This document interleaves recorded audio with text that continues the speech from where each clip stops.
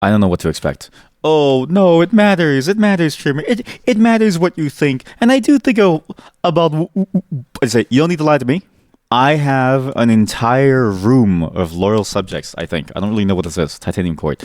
I got a key watching somebody else stream at Northern Lion, but I came in at the tail end of the stream, and then I just saw the keys and I was like, oh yeah, you can just go to the website and get some keys. I don't know if it's like if I'm even allowed to stream this, and I don't. But it gave me three keys. There's two keys in the Discord. Whoever gets it first, you just get it first. Okay. Please tell me if you redeem it so I can like cancel the thing and get rid of the codes, but so no one gets fooled.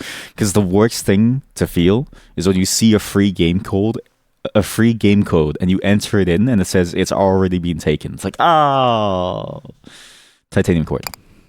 This was one of the nominees, I think, or maybe one of the winners. I'm not really sure how it works at the Indie Games Festival for the Grand Finals Award. I don't know. The Grand Finals Award seems like an insane statement to me, but I don't know how the IGF works. Also, if you search IGF, you get the Internet Governance Forum as well as the insulin-like growth factors. Indie Games Festival, because they already have the games on the list, the games that are going to be at the top, but then they also have like the show hasn't happened yet. It's apparently happening within March. And this game, and it's crazy to think about this. This game sits alongside titans like Angeline Air, Blippo Plus. I actually love Blippo Plus. I'm so glad. I'm so glad that they're up for the grand prize because I think it's one of the coolest games ever, but we'll talk about it. I never played Horses, but I've heard about it. Never played this. It's right here. Titanium Court. That's the only reason that I knew about it was I saw it there. And then I saw someone playing it because I was like, oh, well, I'll check it out. And it ended up being Northern Lion, which is great. It's also very quiet. A man steps on the stage and taps a microphone. The forest? Good evening. Before we begin the game, there are a few announcements. First, due to unexpected circumstances, the parts of the player will be performed by an understudy. So, me? A couple of audible groans and one muffled boo are rough for the audience. Oh, come on. I just got here. Now, there's no need for that. This kid may not be his target. I'm 30, but I've seen her rehearse, and I can guarantee you that she'll impress you. See, I'm pretty good. She may not have had time to memorize any of her lines, but well, neither of any of you. That's pretty good, actually. The audience laughs. That's pretty good. And it is true, right? You think acting is easy? Oh yeah, get up on stage, read the script, memorize every single line, and then do it. Go and do it within like a day. Second, we'd like to warn you that this production features a significant amount of obscenity. Like what? But before all the parents in the audience begin covering their children's ears, know this. This stage is enchanted, such that the obscenities can only be heard by those of sufficient emotional maturity to handle hearing them. Is that a sign to open the settings or something? How to open the settings? And finally, the writing room would like to issue an apology for failing to complete the script before this performance. It's not done yet? No, not the tomatoes, please. Not the tomatoes, please. Anywhere but inside of my pot. They're working on it as I speak. So it's my pleasure to announce that tonight's performance is also a race. What does that mean? Who will win? The writer is furiously working to finish the script, with the performers attempting to perform it. Holy shit. That's an insane concept that I think would be very fun, actually. That'd be a really fun concept. You have two different groups. You have the writer's room that's trying to write the script. It's like SNL live improv writing. And you have the actors doing the improv live. And both sides are vying for control of the script by trying to steer it the way that they want to. But because there's multiple people on both sides, they all have to come to a consensus live. It sounds awful. It sounds like it just sounds awful. Like I can't answer the question, but I can announce that the race begins now. Yay! Oh, that was a very cool graphic. We hope you enjoyed the game. Now, I've only seen the tail end of this game, so I kind of know how the gameplay works. It's a bit like a matching game, but I've never seen this because I came into that stream late. But it is funny that I showed up when the thing started giving out the free keys, and I was like, sick. Where should you start? Being there, you were in theater club in high school, and you went for some local competition. Did you actually do that? Okay, see, there's something there. It sounds awful. Where should you start? I don't know. You're walking through the woods. Do I get to choose? No. I just walked through the woods when the world around you shattered. The cats, the guitar, the coffee spill, the no U-turn. Oh, everything shattered. This is both alarming and inconvenient. Also, this game is very loud. Sorry. Not in a day, though. Oh, you didn't do it all in a day? Oh, see? I was thinking like live on a stage, everyone tries to improv back and forth. It's like an improv wars. Isolated on a lone stretch of ground, you were transfixed as the broken landscape began to rearrange itself. It's still very loud. Wait, I need to lower the volume a bit more. But it's good that it's loud. The worst is when a game is too quiet and you can't hear anything. Oh, I see. As in, like, it's telling me this is how I do it. Isolated on a lone stretch of ground, you were transfixed as the broken landscape. This is the match 3 portion. That's a cool way of telling you what to do, actually. I enjoy that because it's like it's an in-universe way of telling you what to do within the game and like how to approach it. Your eyes followed trees and hills collapsing in lines of 3 as if the forest you knew were at knots, becoming carefully untangled. It's still way too loud. You dared not move from your position, as the ground beneath your feet quivered in anticipation of shattering further. Me right there. You passed the time this way for who knows how long, so just keep doing it, sure. Until the court slid in the view. I don't know what I did. My wife plays these match 3 games on her phone. And she has like a Tetris game, right? And she hates it whenever she plays it around me.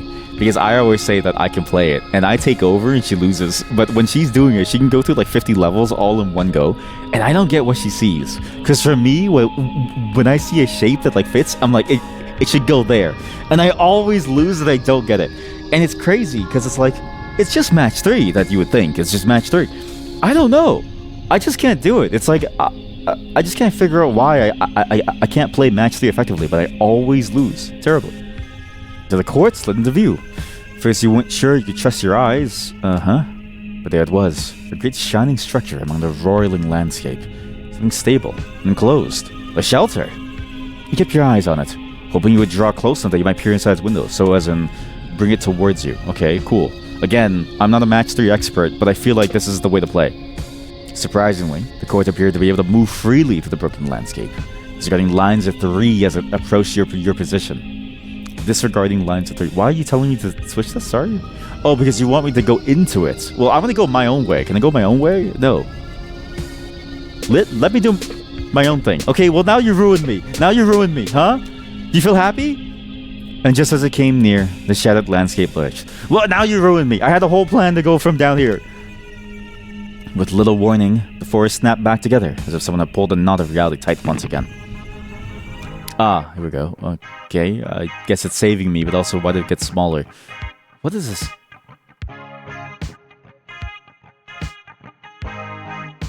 Wow, this music's good. Except by now, it wasn't the forest you knew, it was hardly even a forest. You stood stretched and began the hike towards the court. I'm gonna walk over there. I like how it takes longer to go through a mountain tile. What is this genre? This sounds like math rock or something. I don't know.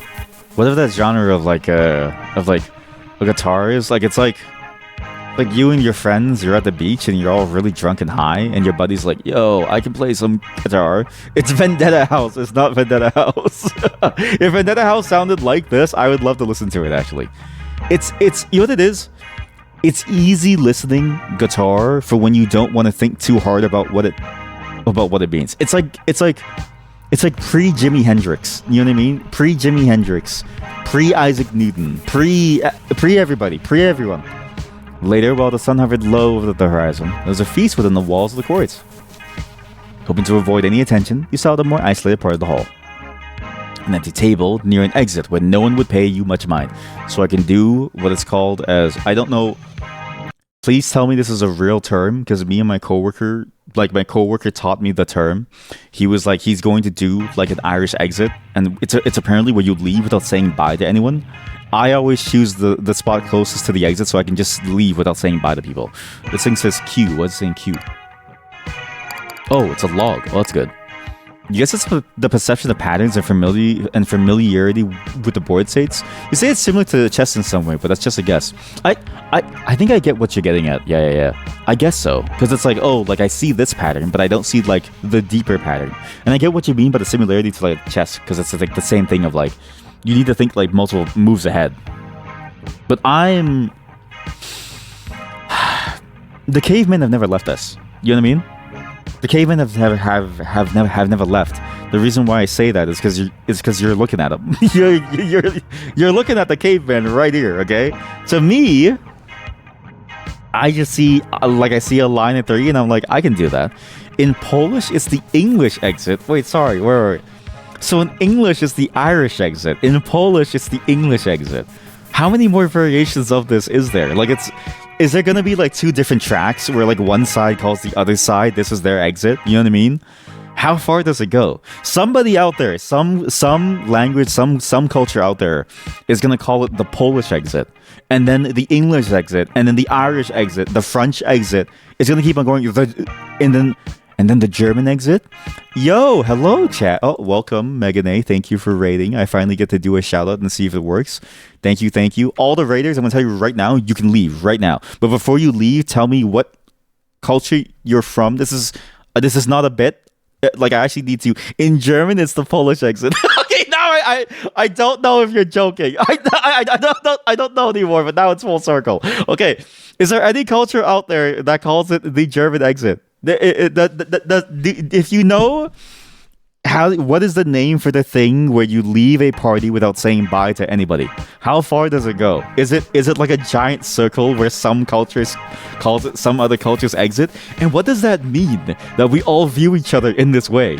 Because the English view the Irish like that, the Polish view the English like that, the Germans view the Polish like that. How far does it go? A sound plan to do an Irish, German, Polish, English exit, except there's too many people. Oh no, now the table's too full. The hall was soon overflowing with people, and your table was no exception. Also, you can actually go into the Discord, and you can get this key. Be careful with that. It feels close to being inappropriate. I'm not like you, right? Because that never entered my mind, and so I'm going to tell you. That's a you problem. That's a skill issue. If someone says Irish exit and your mind immediately goes somewhere else, that's on you. It's just leaving the building. We're just leaving the building. There's nothing to it. There's no subtext. We're just trying to figure out how long the Ouroboros snake is. We're trying to see the circle of the Ouroboros exit. You're talking about the Polish exit? I'm not like you. I'm not Polish. I'm also not like you. I'm not German. I don't know anything. You talk about Polish exit in German. I don't know what you're talking about. German exit is slapping your thighs and going so. No. That's a Texan exit. Okay, that's like actually it is funny because like that is a very valid technique. But I tried that recently. I tried it recently with a couple of friends. And I kept doing the slapping, like I get like I don't know how to say this. I kept going, so yeah, and then this, like I kept trying to leave the conversation, but they kept going, and then I was like, I don't know how to do this. It was with my personal friends, and I was like, guys, I gotta sleep soon. Like this is like all right, time's over, and they just wouldn't get it. I think that technique is too subtle. Like you need people who are willing to admit that it's time to let go, right? I think that's why I enjoy whatever this exit is. I'm gonna call it a sudden exit because people are afraid of it. But I don't think there's nothing to be afraid of just leaving the building, all right? Because then you don't have to like convince someone that it's the right time to go. You know, friends call it Irish only because your friend that does it is Irish.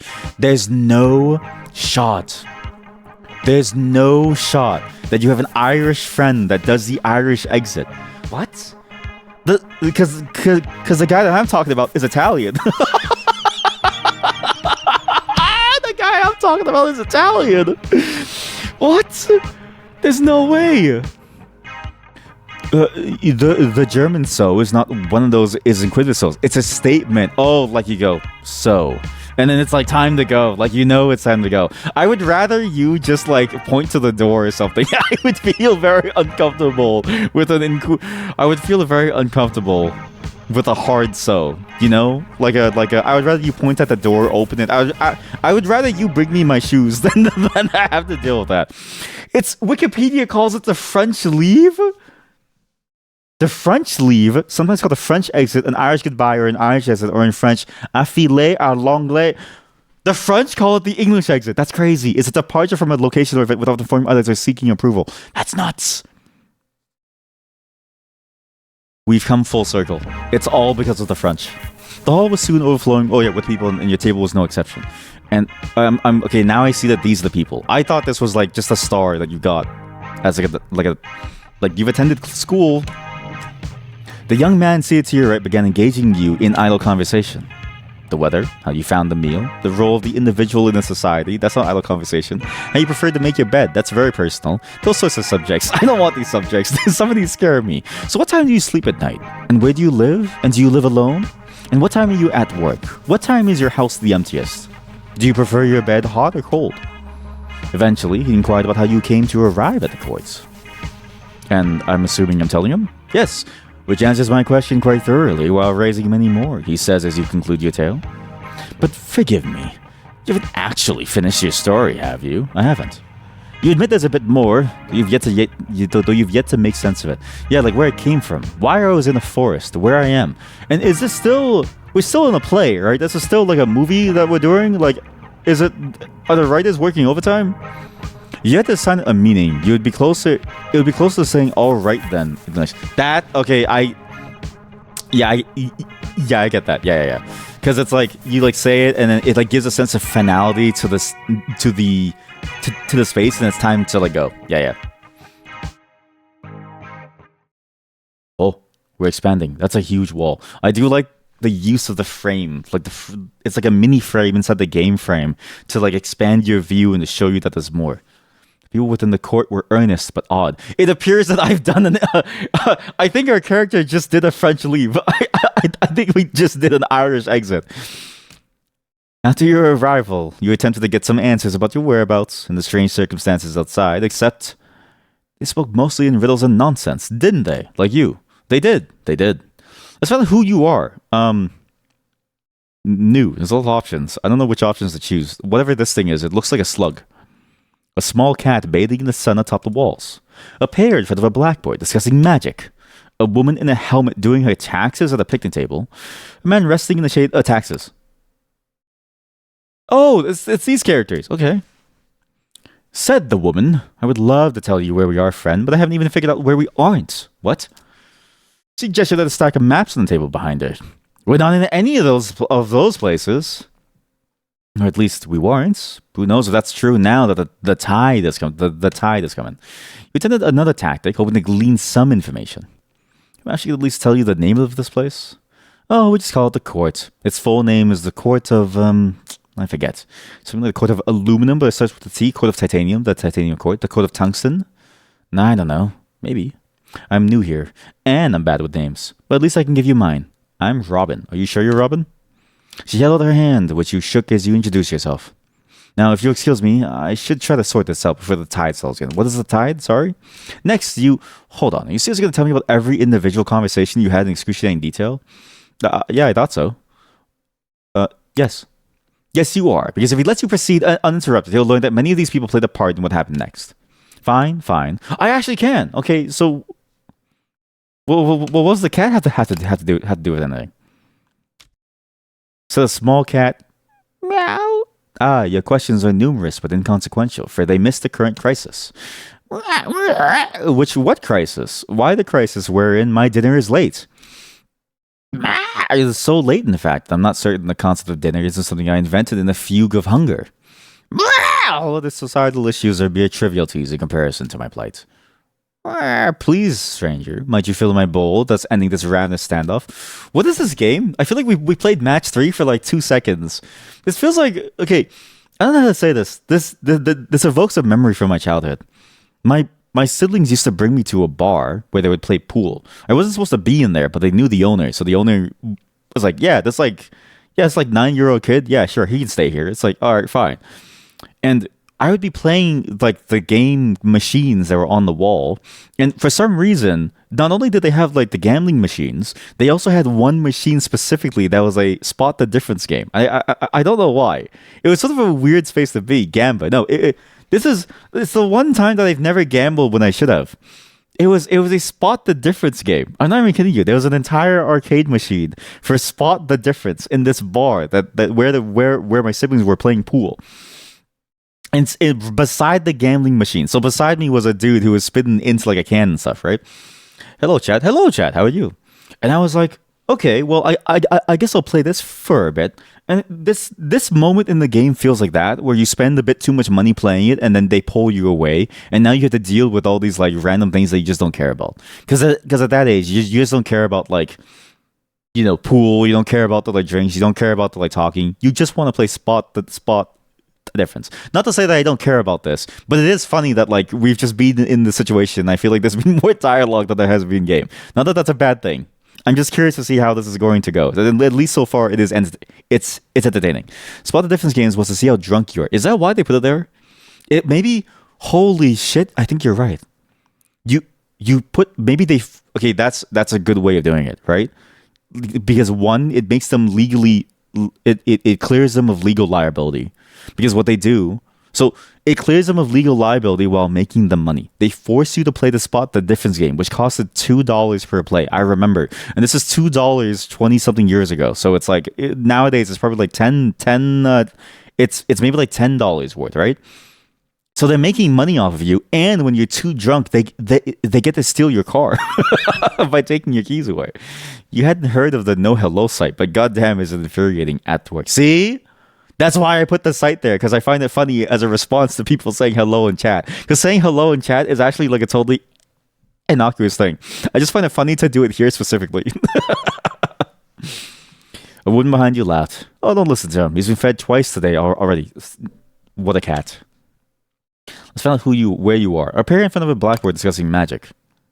I like how the character has to walk around. I hope we have to walk around. There appeared to be a seminar of some sort taking place in the courtyard. A seminar on magic, if you understood the text of the blackboard correctly. So, okay. First you take a metaphor, and you stretch it really thin, right?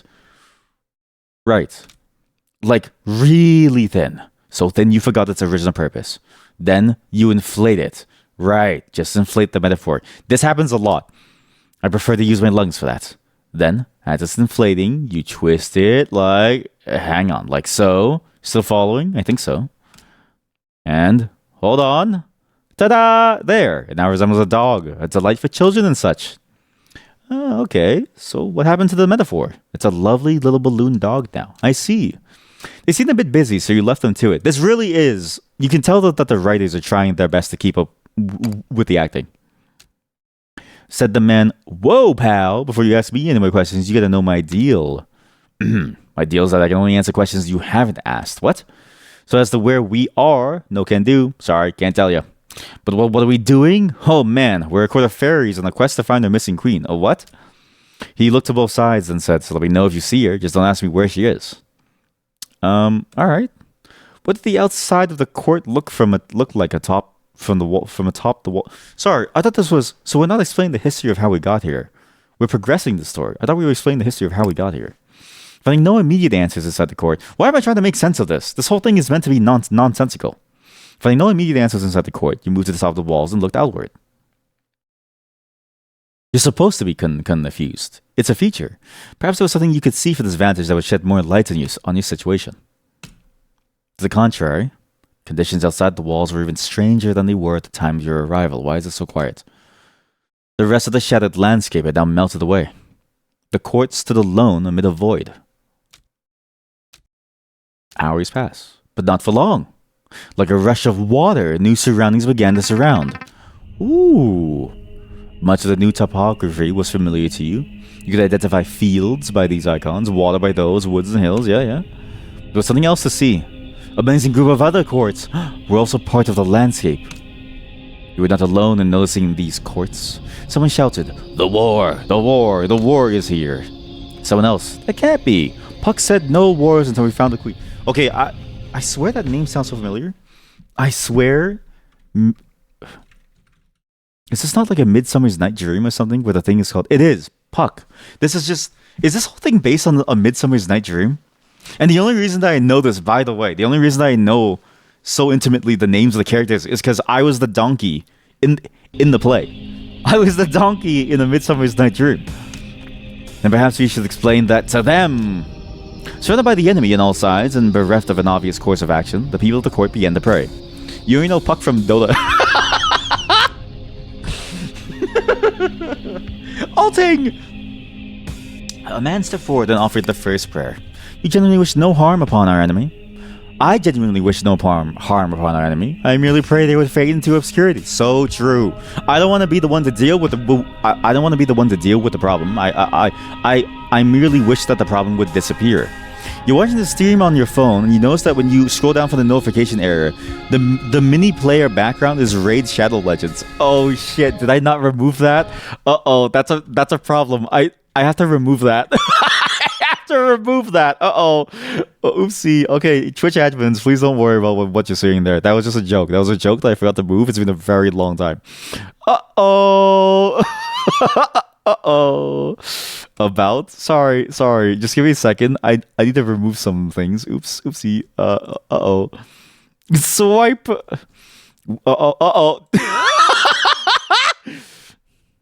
I need a new image. I have a new image. I have an image from that one video on the Corvids at the Toronto Islands.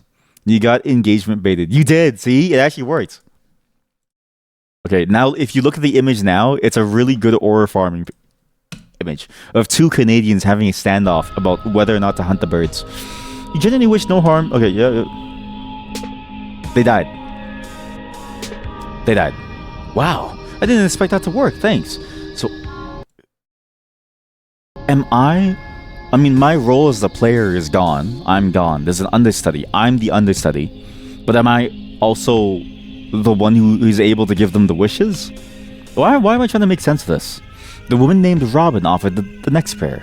My notes are quite clear in this. Prayer does not work. I mean, it clearly worked.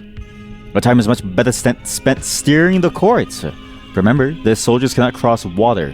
We should try to take shelter behind the moat until the tide comes in. I don't think this is working. There. Now that river protects us from nearly half the field. Yeah, but we also got the people on the left side of us who are going to kill us. Hills should also slow their advance. So for my next prayer... But the next prayer did not belong to Canadian. Oh, hey, yeah, it is two Canadians now. You're welcome. I'm representing. Next prayer belongs to the cats. So long as we're making demands of God, then my wish as ever is to be fed. You want food? Psst, hey.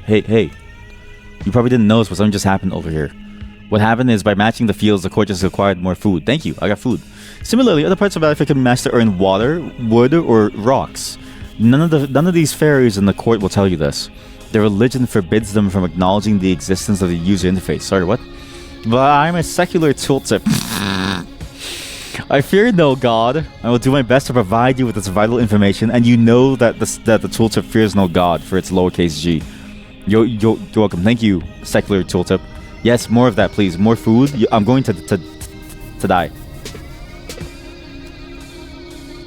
Robin then bemoaned the loss of the moat. Why am I listening to everybody's prayers? We're going to die. We face even more of the enemy than before. Why must I bother? The scholars at the blackboard now chimed in. We've identified the most strategically sound location. This spot right here. Right there? That's kind of hard. If we just steer over there carefully, we should be fine. Sitting pretty. We can only go down. But Robin interjected. Stop. Look at the clock. It's almost low tide. We have time left for only one more move. Hello again. So the clock and the time left Robin alludes to is in fact this unassuming progress bar at the edge of your vision. This is yellow paint personified. This is like in a science experiment, in a freak science experiment, you imbue the yellow paints with a life, with a vitality, and it tells you about things. And it's like I could have figured this out myself because I did. Much like life, every move you make will deplete some of your remaining time. Thank you. If we only have time for one prayer left, what do you suggest we ask for? We might as well pray for a miracle. So it doesn't matter what move I do, I'm gonna die. So we might as well collect some food, sure. Oh, that's a start. Apologies, but another explanation from me, your humble tooltip, is in order. The previous move chained multiple matches together. Because of this, you've earned some bonus time. Oh! For the fairies of the court, this might as well be a miracle. Is there any chance we could do that again? Whatever that was? There was no such chance. The next prayer would be the last one. Incidentally, the next prayer also belonged to you. Yellow paints? Yes, the yellow paints of the fairy court. And it is, the UI is in yellow. And sure of what any of this really meant, you imitated the people around you and made a pointless decision. Play the game, doesn't matter what we do. Or maybe it does. If you get multiple matches, you get bonus time. Can I actually salvage this? Could I salvage this? I can. Watch this. I can go rock into woods. I can go rock, wood. That's it. Rock, wood. That's it. I could do rock, wood. I could do rock, wood. I could also do this, rock, down. No, that's bad. We could salvage this. We could actually salvage this. I just need to go rock, wood first. So we do rock and water. Swap these two. Get the rock. It'll then pull down. No, but yeah, it'll pull down all three. No, it still wouldn't solve it. Right? It still wouldn't solve it. Because then you solve these three. This just goes down by one. It's all the same. I'm stupid. The battlefield snapped together as the court snapped to attention. Places, everyone. Right, we're in a play. Windows were shuttered, doors were slammed. Large swaths of people emerged from further inside to form the line near the gates. We aren't gonna hold here. We have a tap on your shoulder. One of the scholars. We could use some help in the dressing room as you have a free hand. So we're still in a play, but we're going to war, and we're pretending to be in war. Along with the scholars, introduced to you as Hop and Skip. I swear that is a Midsummer's Night Dream series of characters. You sort through a large pile of costumes, props, and weapons. Check the tag in that. Would you? Make sure I put it together properly. Click and hold. Working fairy gathers food from fields. If it looks correct, feel free to hand it out. Click to use. Why do I need food? You handed a bundle of farmer's apparel to the first person in line. Unperturbed by the idea of harvesting wheat in the middle of a battle, they whistled as they marched at the front gate. Yeah, I was gonna say, like, what is the point of doing this? Because what does food even do? Food makes bodies tall and strong. Water pulls minds and concepts to the veil. Wood fashioned into a club with which you may speak softly. Stone absorbs impacts, losses, and eons. Wait, I can look at this. Timeline, a definitive answer to the question, how much longer? What's this? Monarch, offensive job, turn property damage into profit. Earn money when you destroy courts. Money, immortal magic, power sustained by collective hallucination. That's good. Oh, that's a good statement. Immortal magic, power sustained by collective hallucination. Health, a vital resource, easily neglected. When depleted, you will lose the war. Where? There's a menu. Reduce shaking, FPS counter. What? Controllers, what? Can I click? What's all this stuff back here? Use this button to consult your short-term memory. This game is too political for me, Glorpcat. I don't want politics in my game, and this isn't what I asked for. I just wanted to play a match-3 game. Match for rocks, very slow to travel on foot, not flammable. Match for solitude, quick to travel on foot, a bit flammable. Titanium Court, home for now, can swap without making a match. You can swap without making a match. Oh shit, was that the answer? You have to swap this around to like beat the thing? Of the woods. Match for log, slow to travel by foot, inflammable. Water, impassable on foot, not flammable. What do you? I can't hover over these dudes. These people. Unperturbed by the idea. Now do it again. Why do we need farmers? Now see if this one fits anybody. Offensive fairy. I think we need more soldiers. I don't know why we're getting like farmers. You handed a bundle of armor weapons to the next person in line. She tests the weight of a weapon in her hand. I haven't received any training, so I'm just planning to hit anything that doesn't belong to us. That's a good way of thinking. Yeah, it's good. After this minimal preparation, the scholars considered their work finished. What? I place our chances of survival somewhere near abysmal, and I'm afraid this is the best we can do. A small mercy, at least, that the queen isn't here to witness this. That's true. We don't have a queen anymore. But why am I saying we? This is your problem. And so you waited with the others for the battle to commence. Hello, I must pass it with you one more time before I take my leave. You're like Clippy. Observe, this is the undo button. Use it to change your mind as many times as you wish before starting the battle. However, the official editorial position of this tooltip is that you are liable to lose them and how many times you change your mind presently. So it doesn't matter what we do, we're going to lose. When you're ready to lose, use the play button and proceed the battle. Now I leave you in peace. But should you ever decide the company of your loyal tooltip, all you need is a click and hold. I kind of figured that would be the way. Okay. No farmers. Every farmer gives you what? What does a farmer even do for you? Working fairy gathers food from fields. We need soldiers. And water gives you people. I see. That's the cost of the thing, and that's how you get the I see. So it doesn't even use the same resource. You can just have a bunch of farmers. You know what it is? It's just like when we played Stronghold. We have a bunch of farmers. They're gonna tank for the soldiers. Commence battle. Can I hover over this? Can I hover over this? Can I hover this? My soldiers are going. Look, my soldiers are going. They're collecting food. Oh shit, the song is really good. Wait, the song is really good. Wow. Oh, baseball, Jenga, cat. Oh, I died. This is amazing. The music keeps you entranced. Like it makes you enter this like weird math rock trance. And then there's images that pop up on screen to make the combat feel more exciting, even though it's just a bunch of pixels. Which I guess is all games, really. Okay, yeah, right? Okay. This is now the second game that has ended with the phrase okay or like good. The second game where like a cool area has opened up to just okay, good. And then, sometime later, as the sun hovered low over the horizon, there was a feast within the walls of the court. Did we go back in time? The man to your right is beside himself with laughter. Okay, so our court, caught off guard by a sudden war, stumbled behind enemy lines, and made a token attempt at resistance, and was summarily toppled. Do I have that right? Yes, that does appear to be an accurate summary. Well then, I'm certainly glad I slept through that. As you look at your surroundings, a switch flips in your mind. Your story makes little sense now that you think on it. How did you? Can I hover over these? Bush, a tree with refined courtly manners. Is it pizza? That's a table with a cloth. A table dressed in finery. Can I hover over the people? Nothing. As it happens, the void is quite unremarkable. Oh, you actually do even outside. A table with a cloth. Bush, a tree, excuse me? A tree? No. It's a refined tree. It's a tree with a bit of substance to it. That it's a tree that isn't barbaric like the rest of them. It's like dressed up, hidden behind the pot to like hide its like roots. Stairs. A hybrid model allowing both ascent and descent.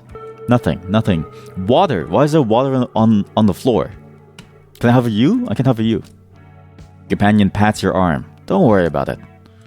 If our court couldn't withstand physical destruction, we wouldn't last 5 minutes within the pull of the tide. But enough of that. It's about time I made some introductions. As you've narrowly avoided learning, this place is called Titanium Court. Meanwhile, I have the honor of being the steward of the court. My name is Puck, although my lovers and enemies call me Goodfellow. I'm a chief advisor and friend eternal to our fair queen. As fancy as it sounds, in practice it means he's unemployed. Yes! Yes! I always think about this, right? Like, think about those like ancient philosophers where they're out there in the world and they're like busy living within barrels, and it's like nowadays we call them philosophers, but at the time there must have been great discourse over why do we listen to the opinions of the unemployed. Tide, suspicious capitalization, right? I mean, maybe the tide is. I have a feeling that the tide is like the influx of all the tiles around. Because when the tide comes and it's a low tide versus high tide, I'm assuming that's what it means. Or maybe the tide is the term for time. Because when we got to low time, the character said low tide. I'm not really sure if that makes sense though. When the scholars, the man named Hop, has approached your table, he appears to have had a drink or two or four. He pulls up a seat between the two of you and assumes a jovial posture. Guess the queen stood us up, eh, good fellow? Lucky for her, I'd say. I'd skip town too if I knew what a sorry showing the court would make. But the plus side, we can continue draining her wine cellar. I love draining the queen's goods. Yes. Now you're gonna help. Now, or are you gonna help? Are you gonna help me with that, good fellow? Or you're just gonna stare at me. I don't mind either way. Puck, staring at the scholar, mouth agape, slowly inhales and pinches his nose. What fools these! How drunk are you, Hop? The queen is right here. I've been speaking to her for the entire feast. I'm the queen. I'm the queen. But also, I'm not the player. Dead 11. What does that even mean? Dead 11? So, wait. So, the player is being played by an understudy. The understudy is a woman because they said she, her. So, the understudy of the understudy is the queen of the court. We're the queen, but we're also not the queen. We're separate from the queen. The queen is playing our role within the game's lore, and 11 people have died. Record drop or scratch. An excited hush falls over the entire hall. Hop blinks, looks at you, looks at Puck, turns bright red. Oh, I see it now. That calls for Her Majesty's finest vintage. I'll be right back. I sure hope it's there. As Hop makes a quick exit, you look steadily at Puck and shake your head. There's no use denying it now. Not to the tale you told me. If you'd like more proof, just take a look at where you're seated. At the head of the table. I guess that does make sense. But also, I just sat here to leave more easily. You slowly take in your surroundings.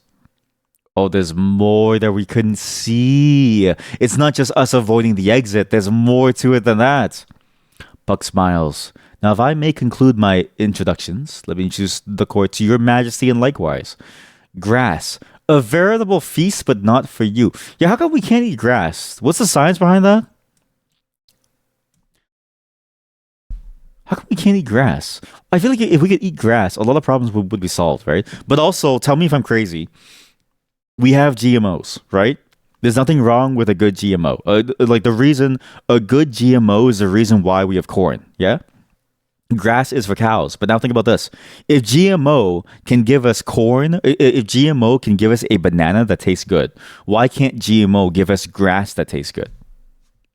I feel like we're missing out on something here. Like, it's literally the thing that grows the most. People grow it like at a cost because they want their lawns to be green. Now imagine if you could eat the shavings after you go like lawn mowing. I'm onto something here. I feel like the GMO people need a creative mind within their ranks to like think about that stuff. Like, we haven't seen much innovation from like food beyond the corn cob. He stands up and addresses the entire hall as he says, "Long absent, the Queen of Titanium Court. Always a stranger has arrived. I'm no longer a stranger, buddy." Cheers erupt and dessert is served. Woo! Yeah! Oh yeah! Someone jumped for joy! Yay! He jumped. Okay, he fell behind the court. To your left, Hop returned with an armful of glasses and bottles. God, the music is so good. And about time too, good fellow. Did you tell her about the war yet? What war? Title drop. That's the game. Chapter 1. A place beloved only of clowns and criminals. This entire game, I think this entire game is almost like a retelling of Midsummer's Night Dream. Based on just using the characters to like talk about different things and trying to get you to like think about things. And then, just a short while after the feast, the court returns to war. What the hell is this? You're in charge of the war now, Your Majesty. What? Should be fine. Just remember everything we've taught you about magical warfare. Blinking slowly, remind them that at this exact moment, they have taught you roughly nothing about magical warfare. Ah, good. She remembers quite clearly. That's good. When the field is broken, rearrange it to your advantage. What? What does that mean? What the hell is this? Stump. A seat announcing new beginnings, the soapbox of the world. What? New. Consult the ever-changing map or inspect your available units. Sorry?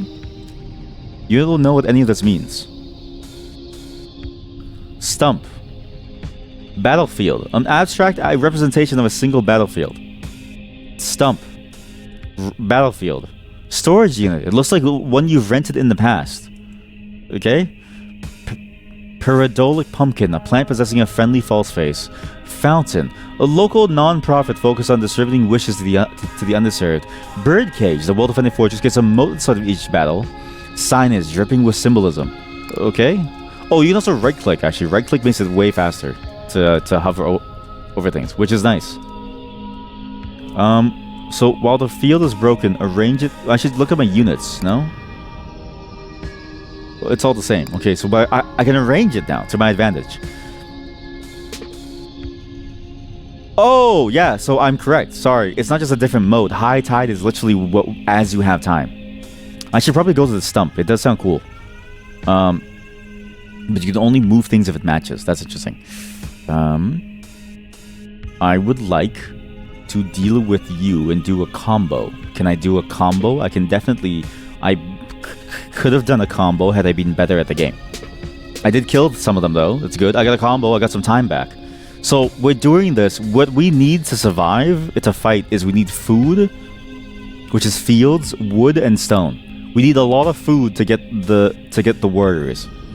But I also want to go towards the stump. So that's kind of hard. We need to somehow get towards the stump. I need this rock to fall down there. That's what I need. Good combo. That was a decent combo. We can kill them. That's okay. That's fine. I think we're wasting moves now. We can then do this one. Okay, well now I've lost the 4, but I can now go over here. Is that good? I don't think that was good. We can then do a double over there for a combo. Now I'm starting to slide. That's good. We're starting to move now. We then kill them. Oh shit, it's low tide. I didn't even get to the stump. Oh man, I didn't even get to the stump. I'm a fool. Make preparations for the coming battle. More warriors, go. Farmers, go. Commence battle. Wait, there's no need. Do you know why? We're surrounded by a moat. As long as they can't move diagonally. This is safe, right? Safe?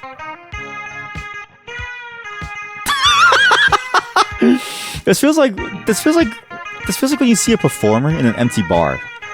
And they're playing their heart out. It's like the best music that you ever heard, but the bar is like 2 people, and one of those people is the bartender, and the other person is like half asleep, drunk, because it's like 2 p.m. like working hours. Stop. I lost the stump. Well, having now achieved some kind of victory in the war, you wonder if someone in the court might help you return home. I did get the stump. It'd be our pleasure if you can show us the way. The what? Also, that was only one battle. There are many more to come, if my notes are to be trusted. Okay. Well, if you understand this map correctly, if it even is a map, there appears to be some sort of signage just ahead. This is a map? Perhaps you can reach those signs, you'll learn more about where you actually are, along with how to actually get home. And to reach them, we merely need to be swept forward by the tide as we have been all along. Convenience. So, I don't even know how that map works and what we're doing with it. Well, if I got the stump, would that have changed the map? How do you do this? So now there's a safe. If I'm here, if I take the safe, do I go there?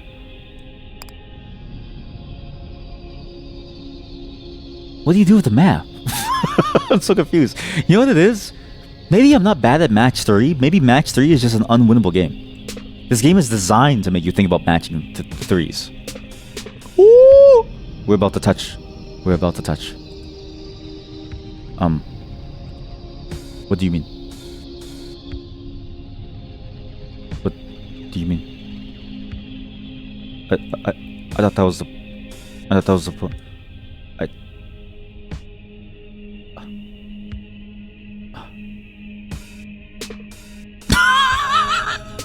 That was a disaster. That was a complete disaster. I thought the whole point of that was you touch the safe and you open the safe, like Payday the Heist or something. Thought that was the whole point of the play. Instead, I just got disappointment. So I guess we just go combos. We just combo as much as we can to get as much resources as we can, because we need a lot of food. We need a lot more food than this. This is gonna be bad for us. Maybe we clear something down here, like this. That's good. Look at that time savings. Wow. If I do this, do I get a combo? I don't know. I'm just gonna do it. Well, now I'm too far from the safe. Is that a good thing or a bad thing? If I do this, I can clear this, which will then get the rocks down, which will then do that combo, and then I have even more time. Okay. So, but it doesn't give you extra time. It just gives you time. Like, it doesn't give you extra time. It just gives you the time back that you had before. And your whole goal is to get as many resources as you possibly can to survive. If I do this, they fall towards me. And then nothing else happens. If I do this, though, all that falls down. The rock falls down. The castles fall down. And it clears. Look at this. I messed up. Okay, we also don't get the safe. New. Take a look inside the storage unit. I'm sorry, now I can do it? You are quite curious about what you might find inside the storage unit, but it's locked. What am I supposed to do? Farmers, fight for your life. Is there even a field where they can farm food from? I don't think so. I don't think there's a single field where they can farm food from. How many people can possibly kill me? There's only one castle. But this thing says that I make money by killing people, so maybe just 3 soldiers? Just get to work. There's only 2 enemy soldiers. Is this how you play the game? I'm assuming this is how you play the game. It's kind of a cool game, actually. I like the way... Oh, and when you make a void, nothing can cross the void. As in, because that space is empty. This game feels like a strategy game, combined with a match-3 game, and it's trying to make you think that you're doing something really cool and interesting, but you're mostly just fooling yourself. They killed one soldier. Dead one. That's what the dead means. So, okay, the safe. Okay, I kind of get how the map works. This entire row is the safe. This entire row is the pumpkin. I just don't understand how you choose between these different things, like the rocks. But now there's a pumpkin on this map, somewhere. There. A plant possessing a friendly false face. What does that even mean? If I kill you, I get rid of you guys, but that's not really helpful. But if I do this, I could pull everything down. That didn't help me at all. I could do this. That didn't help me at all. I can do this. That didn't help me at all. I can do this. Oh god, this isn't good.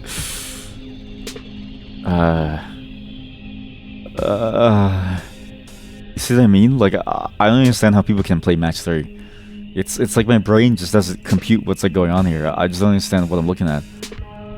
Nothing really makes sense to me. I've done nothing. I've done absolutely nothing. The court is in ruins. We're going to die, and I don't even get to like open the pumpkin. I don't even get to see the pumpkin. Okay, I'm pretty sure it's like soldiers and these guys. Because if this goes down, I did notice that it like sends them out based on the order here. Okay, good. If we break these quickly, we don't have to deal with the soldiers, and my farmers can safely farm.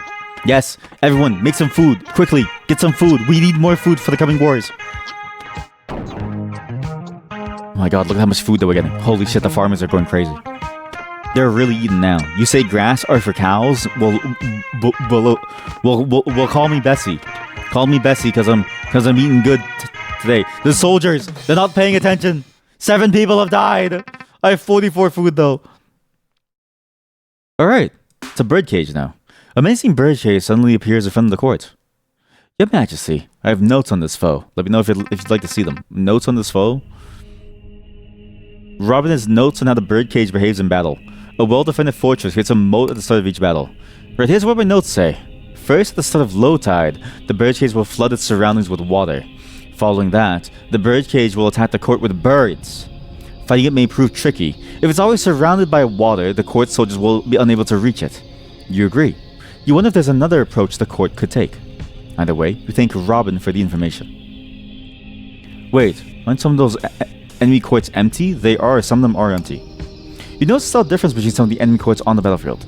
While many enemy courts have soldiers prominently stationed outside the gates, there are also plenty of them that appear to be completely empty, yes. You think you can maybe assume that these empty courts will not attack the court during the coming battle.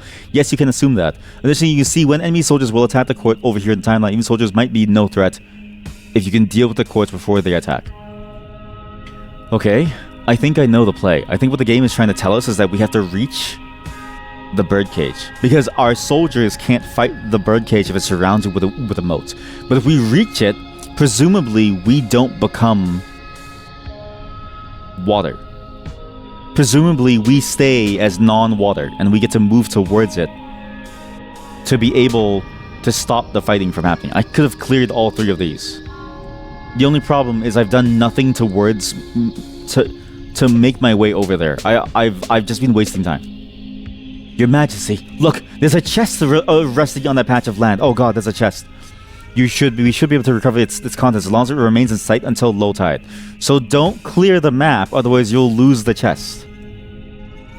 I think I'm gonna lose. If I do this, do I get anything cool or interesting? If I do this, I actually get something cool. I don't get anything. I'm a failure. Well, as low tide begins, the birdcage surrounds itself with a moat. That's unfortunate. Gather all manners of trinkets, treasures, trifles, and toys. Sure. What was that face? A selection of goods are for the taking. What is this? Bird. Oh my god. I've just been saved. I get my own birds. Acquisition provides us brief satisfaction. These chests are empty now. It's safe to shut them down. The chest was it's the whole reason why we're going to win. But it takes so many resources. Holy moly. Alright, birds. Kill. Go, birds, kill. Yeah. Kill the birds, kill. Bird versus bird. This is the Great Toronto Islands, Corvid War, or like, Cormorant Wars. This is the Great Toronto Island Cormorant Wars. Get your shit off our trees. Oh, they died. So I killed them. I got a lot of really cool things popping up, but I don't know what those cool things mean. Also, they're ignoring the soldiers coming for the castle. You have to come home, please. Come home, please. We're gonna die. Oh, we're alive. Okay. Having escaped the birdcage, the court now arrives at its initial destination. I have no clue how that map works. Taking a spyglass to the top of the walls, to see if the sign ahead can give you any clues or directions. Dead end. Oh, I know this one. It's a memento mori. I hear they're popular among mortals, dripping with symbolism. I get it. This one's quite simple, perhaps even unrefined. It says dead end, so any mortal who reads it can remember exactly what awaits them at the end. Dead. In case they forgot, precisely.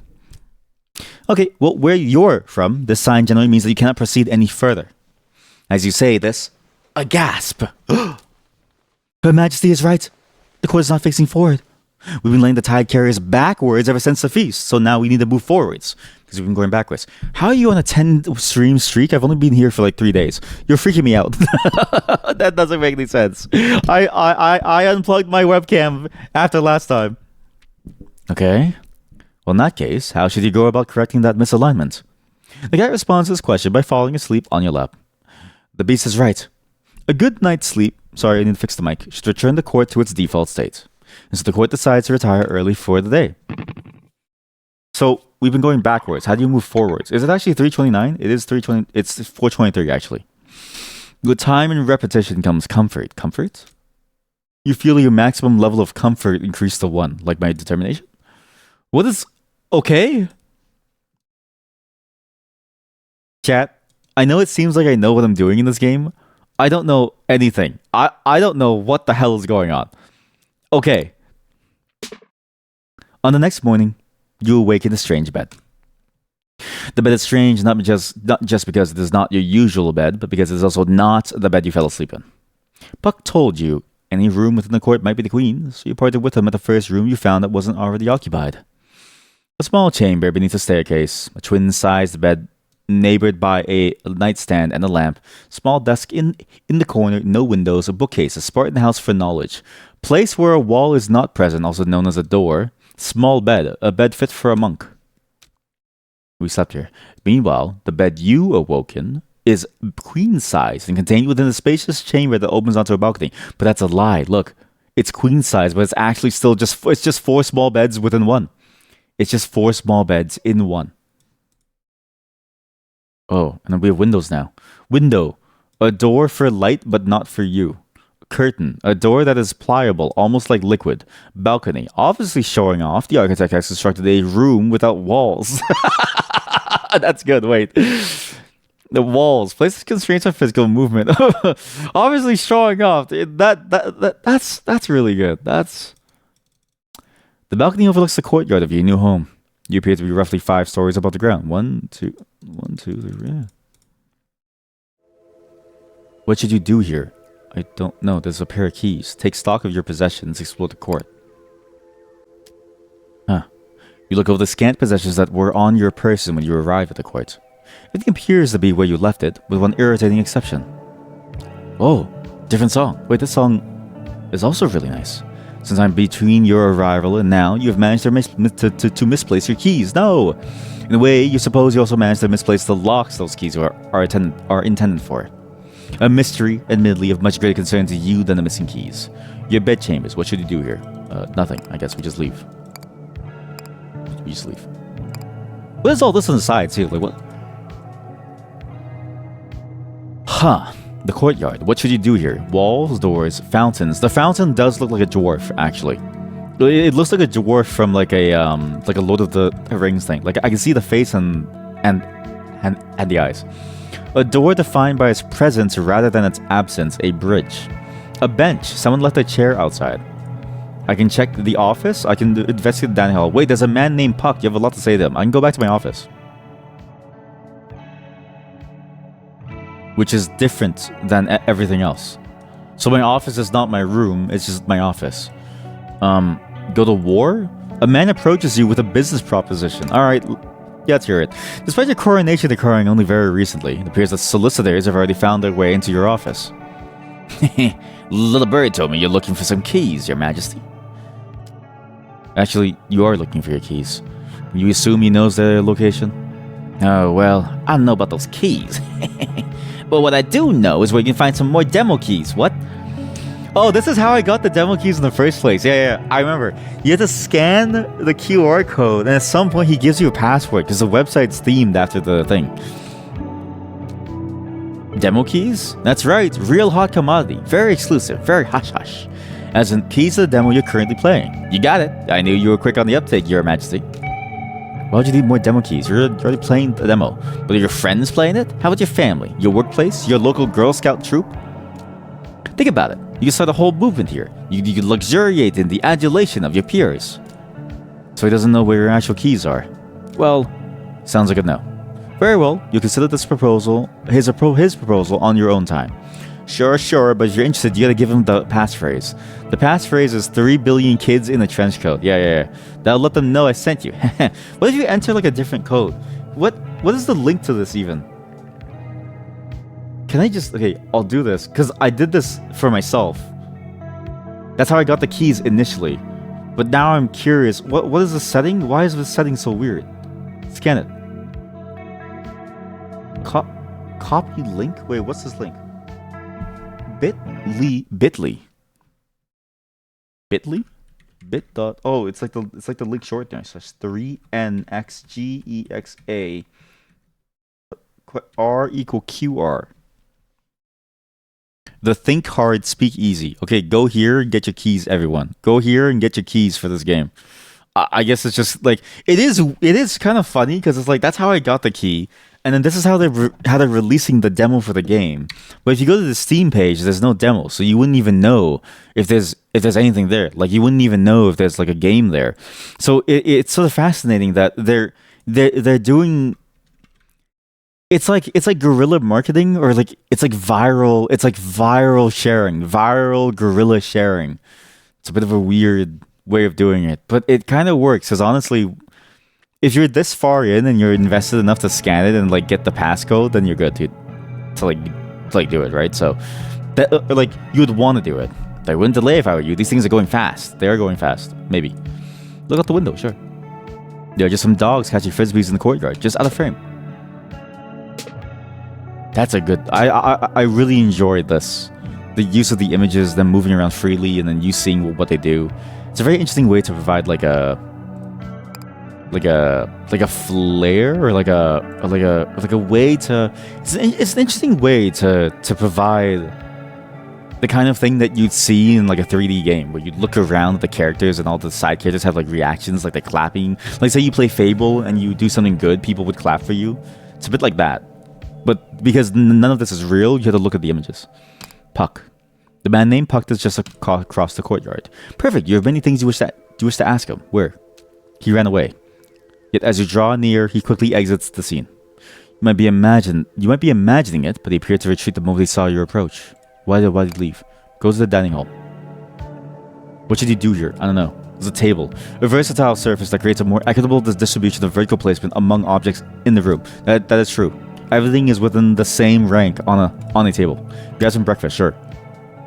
Sorry, what? Breakfast? In the light of the day, the feasting hall more closely resembles a common dining area. Why am I getting breakfast? Collect some breakfast from a buffet, then seek a table. You prefer to sit somewhere out of the way, near an exit, ideally hidden. You sit in the most nondescript location you can find, a corner near a trash bin. Before you finish the bites, a whole host of fairy courtiers arrive with their meals and sit with you. They make idle conversation, and a few honest attempts at answering your myriad of questions, none of them successful. As you complete your meal, you idly note that your table is now the most lively and boisterous table with it all. You also note idly that despite his assurances that he would answer all your questions, the man called Puck remains nowhere to be seen. As a result of eating breakfast, you get a small bonus. What? I got 10... That's a lot of food. That's really good. I guess we go to war. Though Puck did run away from us. Asked to see the key seller's wares again, Curious, you want to look at the demo keys on sale. Okay, you think you got it. You want the passphrase? What was it again? 3 billion kids in a trench coat. Getting late. You should see to the business of the day. Oh, you have to do it. Oh, I see. So there's like a time even in here.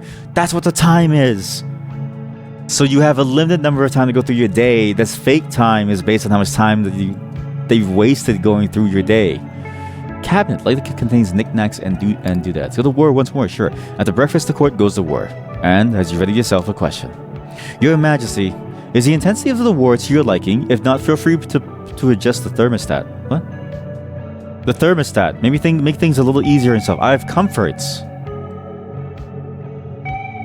+1 comfort. Start with an extra. That's interesting. So comforts are like your perk points. Extra 10 rocks, extra 10 food. Start with 2 mulligans to let you retry a battle. Extra 10 thing. Start with the ability to reduce lumberjacks. That seems kind of... What's a lumberjack? Sure. Gain the ability to produce lumberjacks. Working for gathers wood. I guess I should have figured. See that max comfort level 1? Sure. Okay, so what is this?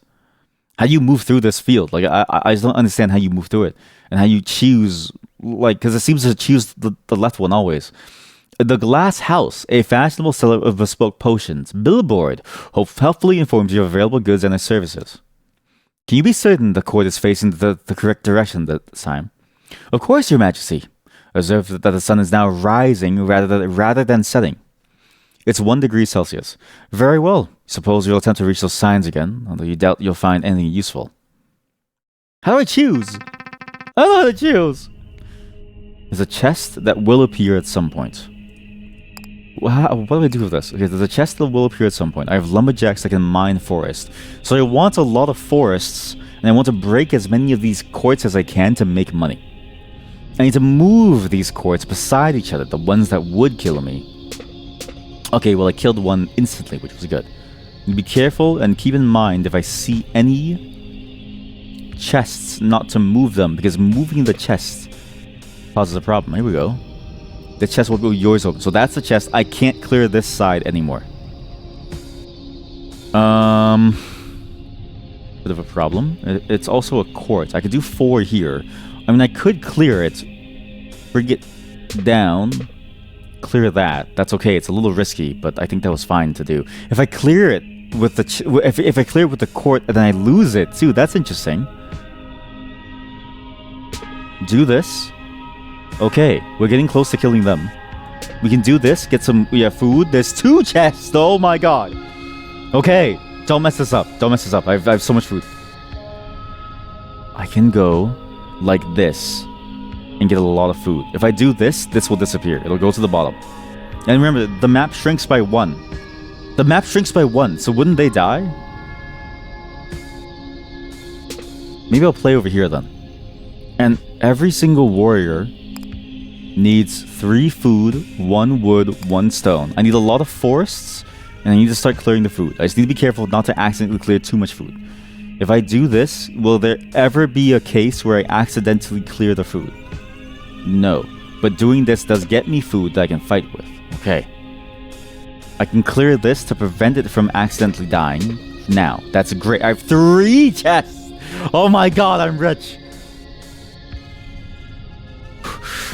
If I clear the water, it's gonna kill everything. I should move here and do this. No!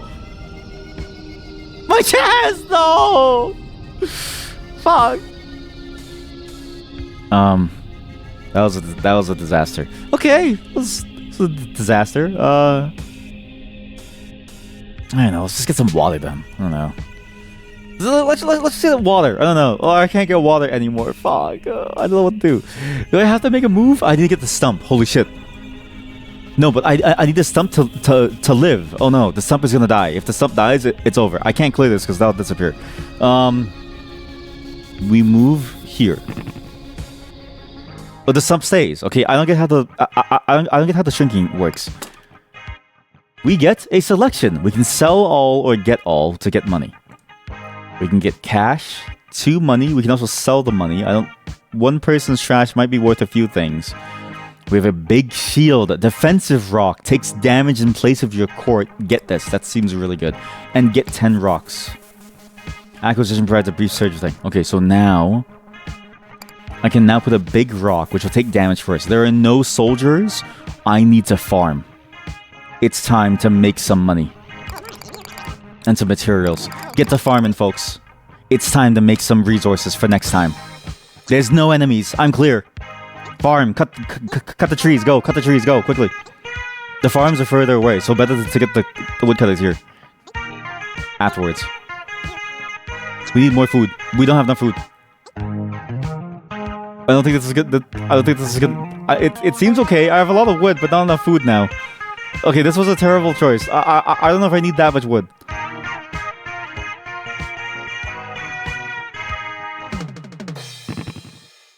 This game is good. I think this game is amazing. It has everything that you want from a match 3 game, and that it's match 3. Like, if you really enjoy match 3, you really love this game. But then if you also want more than match 3, like you want, I don't know, things to happen in the world, then you also get that too. I just don't know how to get the pumpkin and stuff. I just really don't know how I don't know how to interface with the pumpkin, but kill them.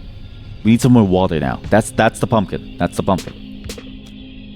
A tap on your shoulder. Robin points to a building in the distance. Your Majesty, that shop is neutral to this conflict. Strongly consider stocking up on supplies. Of course, that's only if it stays in view. If it disappears before low tide, we'll have to wait until we pass another one, okay? The shop is closed, but you can check on them. You call into the shop to learn about what things they have for sale. Before you proceed, the voice on the line stops you and asks you if you understand how money works. Yeah, of course I know how money works. It's just money. The voice sounds skeptical. Really? A lot of people think they understand money when they're actually operating on... Okay, wait. A lot of people think that they understand money when they're actually operating under some misconceptions. I don't know if I know how money works. Like... No, I don't know how money works because I don't really know where money comes from. I just know that, like, they can print it, but I don't know what it means. Okay, tell me about money. Let me tell you where money comes from. Do you know where money comes from? Yes, of course you know where money comes from. You observe that unlike this, money does not simply materialize during high tide. Instead, the court earns money by defeating the enemy on the battlefield. Of course I know. Okay, got it, ma'am. You really know your stuff. Sorry for putting you through the ringer. Maybe I do know. Just reference, you also earn money by selling your stuff. Maybe that'll spend them out. Right. Anyways, here's what we got on offer today. So when we get to the shop, we can get this. There's a boat person, an angler. It's a working ferry. Using ancient magic transforms water into food? No shit. Centaur attacks offensive ferry, attacks enemy court stopped by hills. Driller, defensive ferry, gathers rocks from hills, defends your court. Shield, that's okay. Trade wood at market prices. Oh! Whoa there, lady, that part of we're closed during high tide. Oh, sorry. Alright, they take my wood. So I need water, and I need to kill them, and I need to touch the pumpkin, because I think that's important. I believe that touching the pumpkin is an important aspect of this game. As to how I know that, I'm not really sure. I simply hope that it is.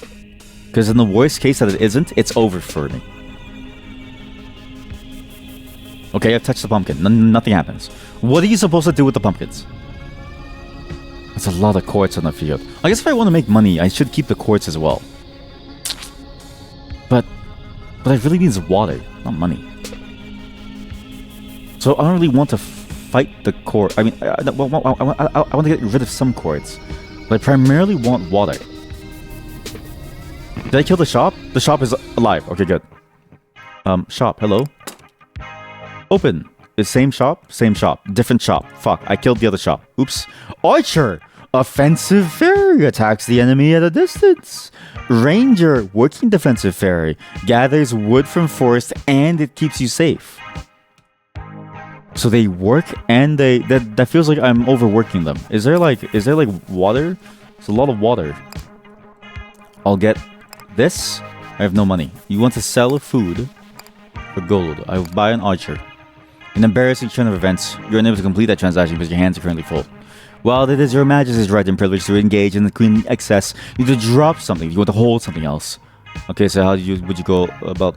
Allow me! When interacting with a shop or a chest, simply click on your cards, offer them up for sale. It's the only way to get rid of your cards is a shop. Thank you. Okay, so... cancel. Lumberjack is pretty handy. I think the big shield can probably go.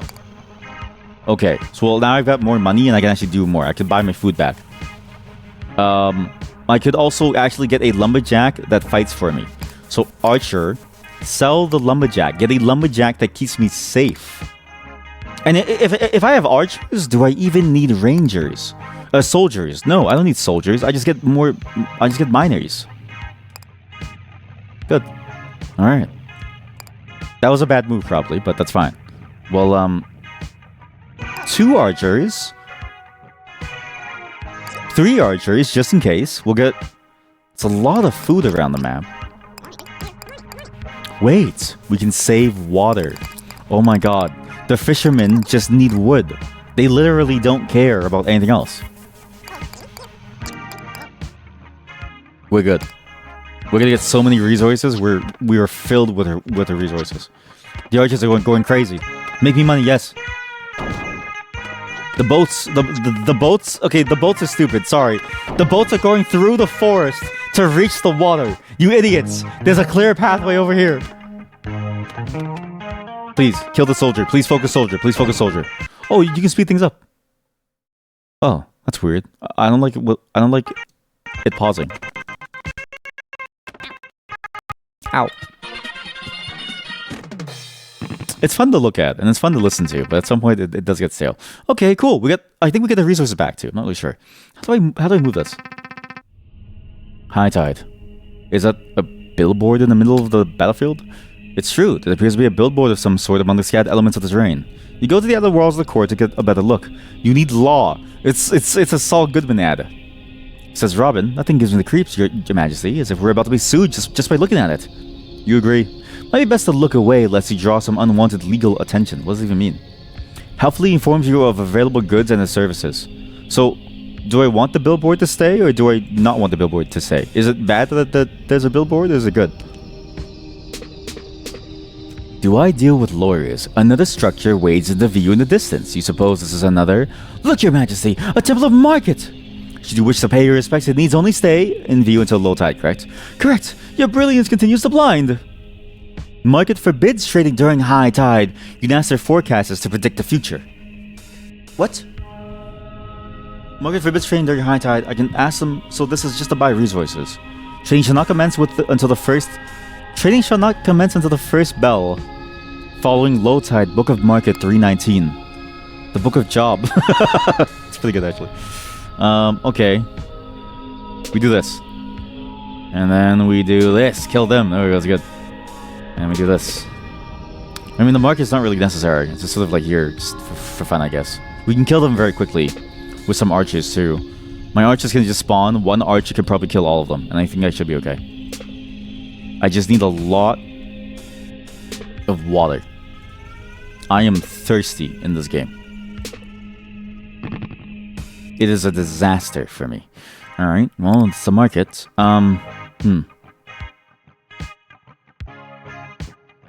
I can buy water.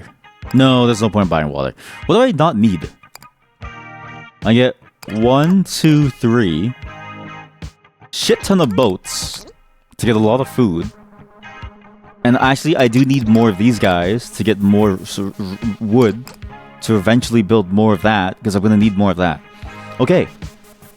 Then, what do I need to buy? If I do this configuration, I should think about selling my rocks, because rocks are useless. Nice. Alright, let's put this out on the tray. Nice. Why is it targeting the wrong thing? My archer doesn't know what to do. No. The soldiers are going to come. Oh my god, there's a soldier coming. Oh my god, my one archer doesn't know what to do. Oh no, fight them, fight them. Yes. The lumberjacks are insane. That is the best build that I could have done. This game is amazing. It's an idle strategy game masquerading as a match-3 game. It's because match-3 games have this fundamental flaw where it's like, you don't have to think very hard. I say as I fail at the match-3 thing, but then it combines with a strategy game which forces you to think more. And now the court finds itself surrounded by catapults. Matches with all courts. Fires from a distance but are blocked by hills decently flammable. To be perfectly precise, those appear to be trebuchets. Given that trebuchets are a subcategory of catapults, don't see any reason why you can't just call them kettlebells. Yes, they're all the same to me. If they all do the same thing in the subcategory, you just call them the exact same thing. Very well, my queen. I retreat in the face of your overflowing wisdom. That's a lot of... Oh, shit, that's a lot of them. Okay, so they shoot me. I see, they shoot me. But the rocks can block a lot of them. Okay. And they go upwards, so you actually see a preview of the curve. That's a very interesting mechanic that you see a preview of too. So the whole left side is fine. My bottom and my left is fine. It's the right side that I need to deal with now. So let's kill them, and I can move this rock down. A strange building comes into view. As you observe it, the phone in your office rings. Hello, calling. Yeah, hey, Titanium Court, Your Majesty, I'm calling from the Glass House. Yeah, we sell potions. As our name suggests, we firmly oppose the act of throwing stones in any and all forms. Therefore, we'd like to offer a full support to Titanium Court in your campaign against these stone throwing tribunes. Yes, no stones thrown in glass houses. To start, here's a pro tip. Free of charge. Hills will block the projectiles fired by the thing. Okay, that I know. Titanium Court with hills will be safe. If that doesn't work, we still have a variety of instant use potions to help you deal with this threat. Give us a call sometime. We'll be happy to help. Click, click. Okay, who is that, Your Majesty? There's a lot of reading in my throat hurts now. You explained that it was a telemarketer, about one whose pitch might prove useful. Wow, rare. The Glass House advertises itself as a seller potion, so you sell a fire potion. Once there's something in a fire, potions are alarmingly capable of doing just that. And it costs you wood, of which I have many. The potion of geology can make mountains out of molehills. Potion of flood endurance ensures a flood wherever it lands. A potion of teleport is the safest way to travel. What? Sorry, ma'am. We can't actually sell the potions during high tide. Municipal regulations. What does this do? What did the first advisor say? The first advisor said that the top right corner is the safest, right? Maybe that's what the potion is for. So you use that potion to teleport you here to where it's safest.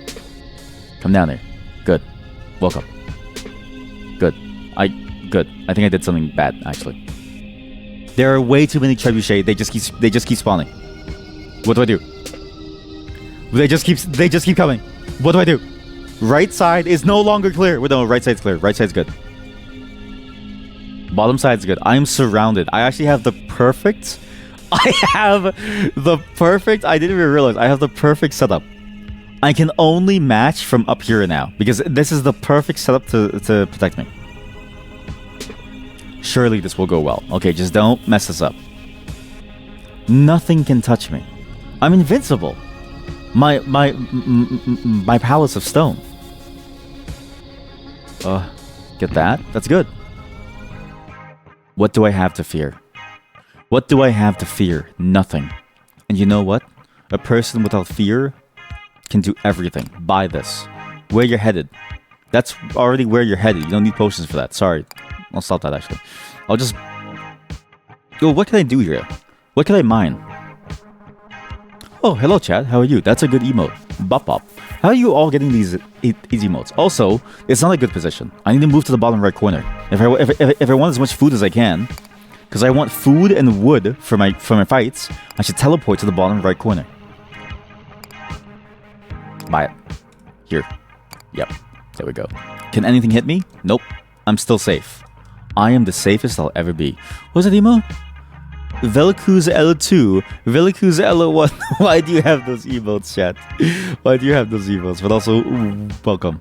You were playing some Titanium Court. Did you get your demo key? You can actually get a demo key by going to that link. And again, the password is 3 billion kids in a trench coat or something. I don't actually know if that's a password, but it is available for you. Okay, wait, we'll do... Sorry, I didn't mean to undo that. How do I do that again? We go here. We're gonna do one of each. We'll do 1, 2, 3. I don't even need fighters. You get randomly gifted. Wait, you get random gift subs too? I thought that was just like a thing that just happens. What is the psychology around random gift subs? Like, why does it happen so often? Because I get it often, and I always wonder, like, why me? Like, what did I do? It's not like I really care, you know what I mean, about the channel. Like, I'm just here. Wait, these rocks can't break, right? I really hope that these rocks can't break. I think we're okay. We are actually okay. We've actually made more resources than we've lost by just being able to just mine these things. Like we've so much, except for rocks. We did lose out on the rocks actually. Hmm. Okay, what's next? The catapults continue their assault. Though you note there are now slightly fewer of them hanging around. Slightly fewer? I don't know if this is slightly fewer. It feels like a lot. And there's like a glass house again. Will they teleport again? Except this one also has a different thing here. No, it's the same one. You open random stream and 4 months later, boom gifts up. I have been wondering how that system works, yeah, because it seems like the system does seem to work like that, where it's like, if you've ever been in the channel, then you'll get something. It feels like a very, very strange system, because I'm like, it feels like a very easy way to make a bunch of money from someone. Is just randomly show up and you randomly get these like gift subs. And it also kind of feels weird because it's like, how do you know who's gonna get the like? What if somebody gets the gift sub that you don't want to get the gift sub, right? Like imagine you're a gift subber, a sub gifter, and you give it to somebody that you don't even know their name. Wouldn't that make you feel bad as like a sub gifter, gift subber, like a subby wubby? I think we need to write a You heard a lot of bots get gifted subs. Wait, that actually explains a lot actually. Because I swear, there's a lot of bots that watch you in channels. Like, it just naturally. They just sit there and they watch you the entire time. Like just staring at you. And it's freaky because it's like, you know, you don't know where the bots come from. You don't know why they're choosing your channel, but they're there. And it's not even the ones that talk to you. I would be okay with the ones that like talk to you. It's the ones that don't talk to you that just have somehow shown up out of nowhere to just be in the space around you. It's actually safer for me to be here. I guess that explains why they sit around. Or maybe I'm extrapolating too far, but it feels like maybe they stay around to get. But then why would they care? Why would the bots care about gift subs? Wait, sorry, my idea isn't working. Why would the bot give a shit about a gift sub? I don't think bots care about gift subs. Okay, we need one archer. One archer. We need a lot more stone. One archer. A lot more boats. A lot more wood. And a lot more stone. Then we'll just keep getting these three. Okay, then we go. Surely the archer can kill it before we die, right? Surely we won't die and the archer will deal with it before we die, right? Please? Please, how much damage do you do? I don't think the archer does a lot of damage. This is bad. What are my fishermen doing? We took a bunch of damage. 3 people died. 3 people have been blown up. And I didn't expect that. I thought I could stop it. That's not good. But we got a lot of resources. You think they don't care for the gifted subs? Just like Twitch's system doesn't care who to gift it to. Yeah, I guess there's also a problem of like, let's say you're like a 2-viewer Andy like me, right? Like, because I'm a 2-viewer person, and you get 4 gift subs. What do you do with what do you do with the extra 2? Though I think what Twitch should do is they should give it to random users on the site. So people who have never seen your stream, they should just give them a gift sub. And then it'll entice them to watch the stream. And then you could technically farm viewers that way, even though it would be very awful, because you might get viewers that are into a completely different thing. Decide to watch is away the last of the catapults. You appear to have weathered a storm. The threat of the catapults now eliminated. The glass house pulls up next to the cord, and you receive another phone call. The salesman offers congratulations for your victory and asks if there's any further assistance he might provide. Yes. You answer immediately, asking if he knows a way for you to return home. Yes. No, definitely. Let's pull over somewhere and I'll draw you a map. I like how we're in a car, as if we're in a car and he has to draw me a map as I show up there. But yeah, it is a funny problem to solve, and the way that they solve it is like, if you've ever seen the stream even once, they just give you a gift sub. Because that feels like a very convoluted way to decide who gets a gift sub. Because I'm like, although I guess maybe it like goes to the people in the community first who watch consistently. Though maybe if you're a lurker, you've seen big streamers complain about half of the gift subs going to bots with random digit plus number names. Okay, maybe it's bad then.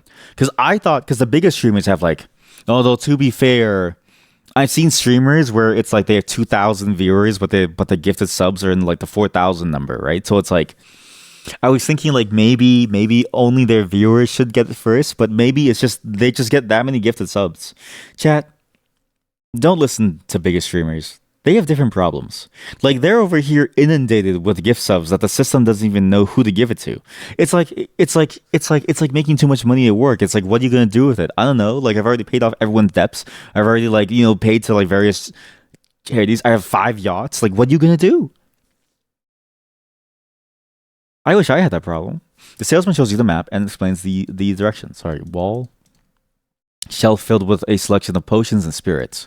Also, you're in time because we're probably going to program soon. I'm probably going to end this soon. It is very long. A table with understanding of basic arithmetic, but it is a demo. I'm curious if it, like how far it goes. Okay, you've seen this before, right? Yeah, I don't know how to make sense of this. You have, but no one thus far has offered an explanation for any of it. You've seen it as some sort of map. 40k sub streamers, Sag. It is kind of crazy to think because I'm like, conversation gets difficult already with like, let's say 10 to 20. Like, conversation gets difficult when there's 4 people. When there's 4 people, I feel like there's too many messages. And I'm like, I can't keep up. I can't imagine how boring it must be to stream to 40,000 people. I know that sounds crazy to say, right? But if you're somebody who doesn't give a damn about fame, like I am, then it's like 40,000 people just sounds like a headache because you can't even ask them things. Like you have to pick somebody randomly from your chat to like ask them something. Although I guess that is the funny part is like you lose the person. Like you VIP the ones that you care about, and then you just pick a random person to almost like to basically put on the spot. Okay, I take it back. Maybe it's more fun. You've heard rumors the algorithm might prioritize those who don't watch regularly because with a sub they're more likely to tune in more. That sucks. Because I feel like their community should be rewarded. Because the whole point of a gift sub, right? At least for the perspective of someone who gives a gift sub, I imagine at least, is that I would want to reward the people who have been there since day one.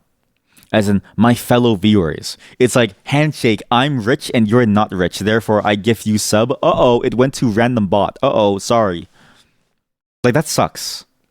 And I don't know if I would like that versus like, the current system where it goes somewhere else. I don't know. Like it just feels like that feels like the wrong thing to do because then it's like I feel like the bigger thing about a streamer is more like because I feel like for a streamer it doesn't matter about getting new viewers. Because no one's going to watch you anyways. What matters is it seems to be like keeping people watching your stream. And that's a complicated thing to do because I'm going to be honest with you. I think I'm getting less interesting as time goes on and the more that I stream because I'm doing less of life. You tried the cursor AI editor. You don't know if you're just bad, but you got a bunch of slop out. No. That's just AI. I don't know how to tell you this. The reason why the AI editor gives you slop is because that's just AI. Psyop. It kind of is, but it changes every day. So it's really more of a weather report. What? Pretty simple. Each of these rows is a battle. Yes. Within a given row, each column is a battlefield. Yes, I knew that. And each one has this thing on the side, which gives you the thing. Right. But how do you choose which of these 3? No, you don't. You'll figure it out. But more importantly, you can choose from 3 potential battlefields. How am I able to choose? I did not know that. Here's where you're at right now, smack in the middle of the war. To get home, you first have to make it to the end, which is right up here. What is that? The Dragon's Lair, home to a predator, also the remains of a hashtag. There's a dragon? Before or after the dragon? After, of course. But making it to the end isn't enough. For that, you'll need to make an exit. Make an exit. Given the abstract nature of moving to the tide, would you be willing to elaborate on that? Oh yeah, it's confusing, right? These routes were conjured back in the 60s. Everyone was hopped up on an allegory or something. Around here, making an exit means you gotta consciously leave the path you're on. Like you gotta fundamentally change as a person. Huh? What? The allegory is... I'm being lost here. This might be a long shot, but do you have any specific advice on how they might do that, preferably in a safe and non-traumatizing way? Do I ever? Your Majesty, that's our specialty. He sweeps his arms back to reveal a shelf of bottles under a marquee that reads Love Potions. Is he attempting to make a joke? Not at all. Nothing changes a person more than love. We're gonna make love? Okay, you take a deep breath. If his love potions functions like those described in stories, i.e. forcing an individual to fall in love with a person they otherwise have no interest in, then you have absolutely no interest in them. Your Majesty, with all due respect, that's messed up. Not so anything like that. You've been hearing some weird rumors, huh? I blame my competition. Please let me set the record straight. My potions cannot create love from nothing. They merely expand the love that already exists within you. Seeing his shoulders relax a bit, he continues with his pitch. Now, if you're new to love potions, I definitely recommend starting small. What? He pulls a potion off the shelf, like this one, full of love something called baseball. This one's great for beginners. The effects are really mild. Drink it, and you'll end up liking this baseball just a bit more than you already do. That's it. Suppose it does sound relatively harmless. He also thinks it will help you return home. You might as well give it a try. Perfect. Now, come on, put your wallet away. I'm not going to charge you for it. Just take it. And so you return to the court with a new map of the ward, a single complimentary potion of liking baseball. I don't know what's going on. Now you might have a certain idea of what you're looking at here. I can choose now. Based on what the salesman told you, this is either a map or a weather report. It doesn't really matter which. Either way, the important thing is that you can choose which open battlefield to traverse. Okay, I can choose this one, which has a shop. I can choose this one, which has a hospital. Halo 2 Amenities Hospital. Enemies are centaurs and goons. What's a goon? Sorry, I have to kill the gooners? I have to kill the gooners? Chat, we're gonna fight the gooners. There's boats! Oh fuck, there's boats and gooners! It's wet out here. The gooners are wet. Another sign, another potential cultural misunderstanding. Seesaw. Incredible. A sign that predates written language as it comprised entirely of a single hieroglyph. I actually don't understand this about signs. People say that like signs are very easy to understand, right? But I've seen some signs and it's just a bunch of symbols where I'm like, I don't know what to do about these signs because the symbol has no meaning to me until I understand it. So it's a catch-22 of like, I don't know the sign because I don't know the symbol, so I need to learn the sign which will then teach me the symbol. But I can't do that because I don't know the sign. There's a bunch of these, and a lot of them are traffic signs, and I'm like, this is insane. The editor was okay if you gave the very specific thing to do with a bunch of context. You use it just because you don't want to learn Lua. Emote, Lure, Okay, to be fair, that's a good reason why not to use it. On the other hand, I've warmed up to Lure. I'll have details about it after we get to the programming segment soon. But that's the one flaw of the AI stuff, is that if you have to explain so much about what it has to do, and you have to guide its hand, it loses its value. Like, it's like, if you have to explain all of that to get it to do the thing that you want to do, you might as well just learn the thing and do it yourself faster. And so it's like, at that point, what's the value of AI for programming, right? So says Puck. I must say, it's a remarkable condition for something so old, but what could it mean? Given the symbol, the scales tilting in the favor of one individual, it is clear the sign indicates the presence of social inequality within its vicinity. Oh my god. Is that so? How kind of this ancient civilization to offer warning so we might avoid it? Avoid it? The court is literally a monarchy. Yeah, we are the social injustice. That's what the sign is there for a reason, wouldn't you say? Lua is a weird mix between Python and JS. Yes, although the one thing that it does better than Python has braces. I don't know how people programming in Python can work with that language but without the braces. Pirate Cove matches with all courts, produces gunboats that are restricted to water. I think that Lua is a better language than Python, long term. Which is crazy to say if you love Python, but I think that Python sucks compared to Lua. And the only reason is because it sucks that there's no braces to allow you to use a formatter to be able to automatically format your code before it's ready.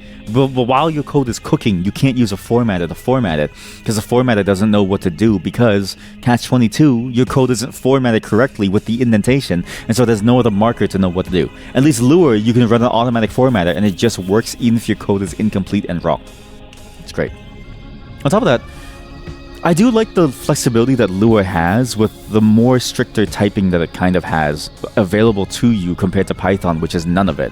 So it's like if you wanted something that was more strict, Lua has that, whereas Python doesn't really have that. And on top of that, it's like, I don't know how to say this, but like it seems like the options for Lua performance are much easier to get going than something like Python. To get Python high performance going, you have to use stuff like IronPython and like Cython and stuff to really make it work. And it's like very annoying to like do. I mean, Cython is sort of, maybe it's not Cython, but like I swear there's like a Python variant that's like optimized for speed. It's not really easy to set up.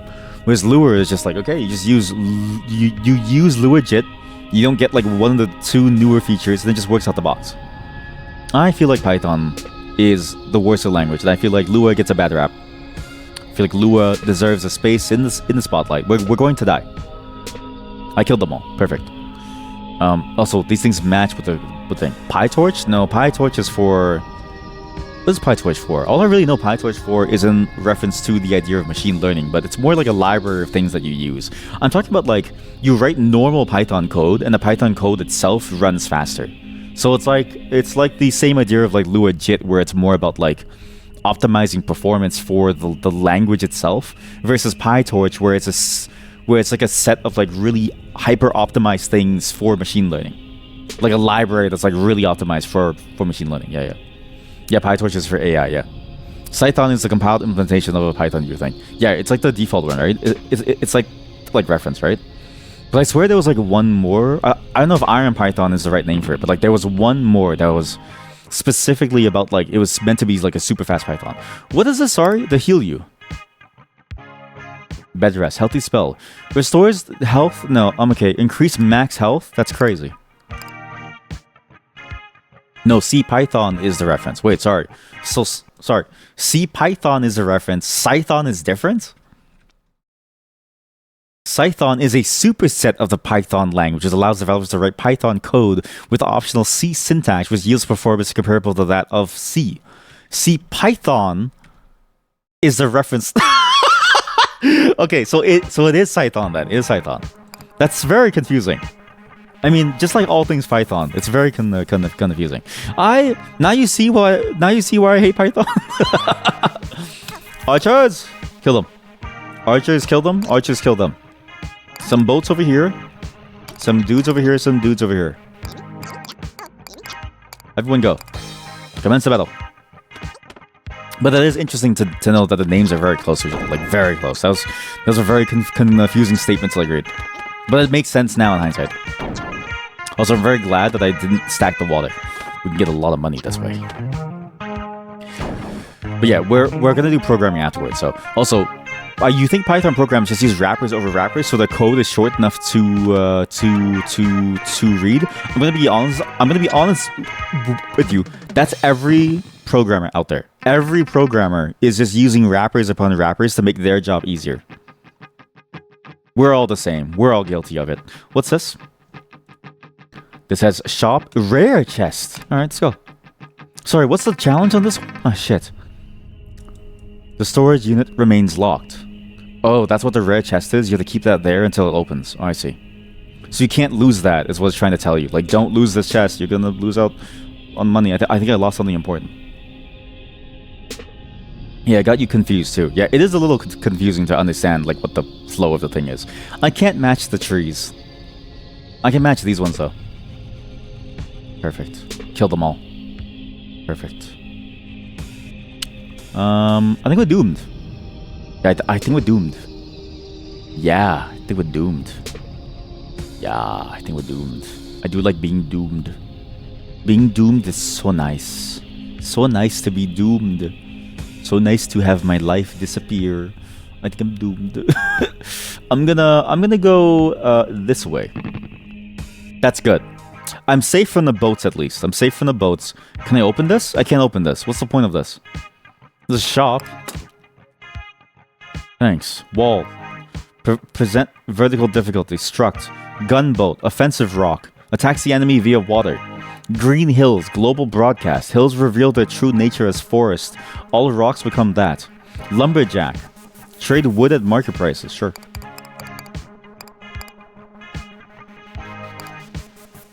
What's the flag? Finland. Why do you have a Finland flag? Actually, nothing wrong with a Finland flag. Yeah, Python also has to use wrappers over wrappers because its for loop is like 1,000 times slower than for loop of any other interpreted language or something. What? So you use libraries instead of a for loop. Is that actually true? That seems insane to me. Oh, I see what you mean. You use the wrappers at all because like by default just writing normal code doesn't work within Python because of shit. Yeah, I get what you mean. Yeah. That's a funny problem to like have. That it's like such a shit language that the whole thing just doesn't work at all. So it's that bad that it just doesn't work. You have to use these wrappers, which will write the code in a different language, but just expose it to Python to make it easier. Those are all from the same sub of that one channel. They have a very diverse set of emotes. Okay, but that's the best one. That's a really good emote combo. To see the face, that's really good. What?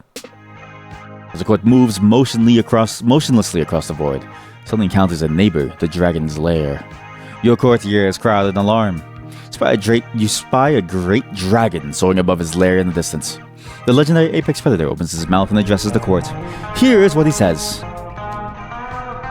But before he can say anything, one of your courtiers approaches you nervously. That's just a lizard. Your Majesty? Yes? Well, what? What is it? Can I see this is a bad time? Well, you've overstayed your, what? Your what? What are they trying to tell you? Allow me... The fairies of the court are attempting to tell you that you've completed the demo. Oh. It's done. What about the dragon? Yeah, I'll get to fight the boss. Don't worry, your save file will be carried over to the full version of the game should you choose to purchase it. Nice. You pick up exactly where you left off. Okay, but you probably have forgotten how most of this works. I done. We won't make you leave or anything. They won't, but I will. Goodbye. Hope you enjoy the full game once it's available. Oh yeah, that's the game. Discuss with your like-minded peers. That takes you to a Discord. Don't do that. That takes you to a Discord. Well, that was a cool demo. I'm actually very glad that I clicked the credits button expecting like a scrolling credits, but it is just made by one person. This is a cool game. If you like match-3, it's still match-3. If you like strategy games, you won't believe it. That's the game. That's actually the entire game. It's like, you like match-3, you like match-3. If you like strategy, you won't believe it.